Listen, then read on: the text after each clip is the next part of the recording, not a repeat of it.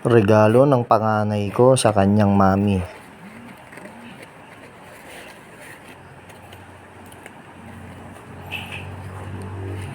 Aba, ayos ah. Napakagaling naman yung panganay ko na yan. Surprise niya yan sa mami niya. Talagang nag-exert siya ng effort. At ito naman, yung bulaklak, galing sa pangalawa ko.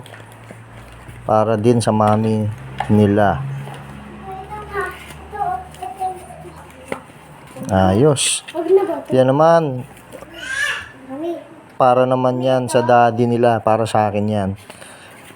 Ginawa nilang magkapatid, napakagaling.